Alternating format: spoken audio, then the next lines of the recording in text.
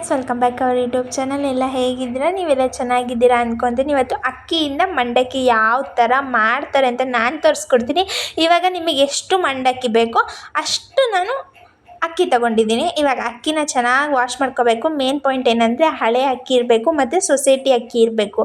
ಇವಾಗ jeera rice steam rice ಬೇಡ, society ಅಕ್ಕಿ ಅಂತ ಸಿಗುತ್ತಲ್ಲ ಆ ಅಕ್ಕಿ ತೊಳ್ಕೊಂಡು ಚೆನ್ನಾಗಿ ವಾಶ್ ಮಾಡ್ಕೊಂಡು ಒಂದು ಕಾಟನ್ ಬಟ್ಟೆ ಇಟ್ಕೊಳ್ಳಿ. ಕಾಟನ್ ಬಟ್ಟೆ ತೊಳೆದಿರ್ತೀವಲ್ಲ ಅದನ್ನ ಅಕ್ಕಿನ ಕಾಟನ್ ಬಟ್ಟೆ ಒಳಗೆ ಹಾಕಿ ಚೆನ್ನಾಗಿ ನೀರೆಲ್ಲ ಇಂಬ್ರಬೇಕು.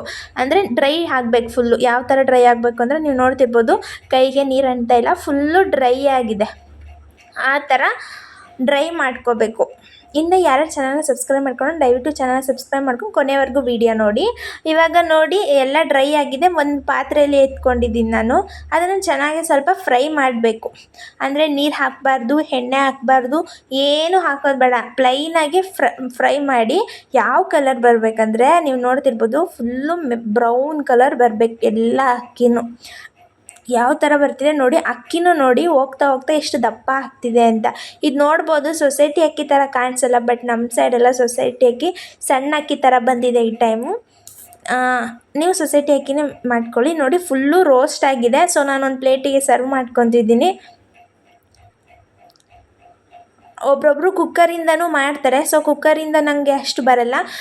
ಇದೆಲ್ಲ ಯಾವ ಅಂದರೆ ಅಜ್ಜಿ ಮುತ್ತಜ್ಜಿ ಟ್ರಿಕ್ಸ್ ಇದೆಲ್ಲ, ಮಂಡಕ್ಕಿ ಹೆಂಗೆ ಮಾಡೋದು ಅದೆಲ್ಲ.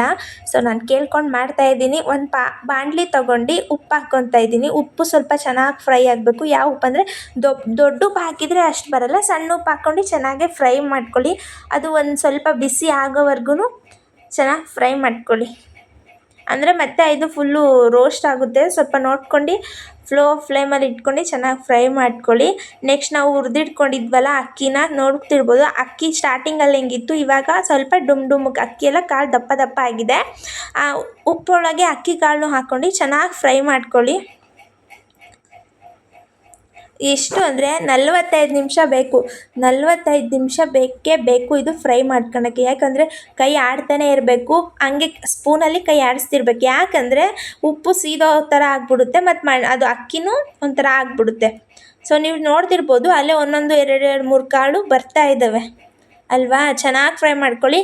5-10 ನಿಮಿಷಕ್ಕೆ ಇದೆಲ್ಲ ಆಗಲ್ಲ, 45 ನಿಮಿಷ ಬೇಕು.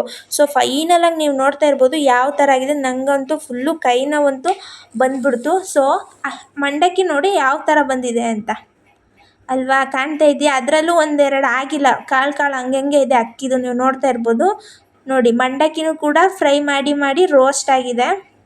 ಸಂಜೆ ಹೊತ್ತು ತಿನ್ನೋಕ್ಕೆ ಮತ್ತು ಗಿರ್ಮಿಟ್ ಮಾಡ್ಕೊಂಡು ತಿನ್ನೋಕ್ಕೆ. ಇವಾಗ ಗ್ಯಾಸ್ ಆಫ್ ಮಾಡ್ಕೊಂಡು ಜಲ್ಡಿಯಲ್ಲಿ ಉಪ್ಪನ್ನ ಸಪ್ರೇಟ್ ಮಾಡ್ಕೊಂಡು ಮಂಡಕ್ಕಿ ಸಪ್ರೇಟ್ ಮಾಡ್ಕೊಂಡಿದ್ದೀನಿ. ನೀವು ನೋಡ್ತಿರ್ಬೋದು ಯಾವ ಥರ ಆಗಿದೆ ಅಂತ. ಎಷ್ಟು ರೋಸ್ಟಾಗಿ ಬಂದಿದೆ.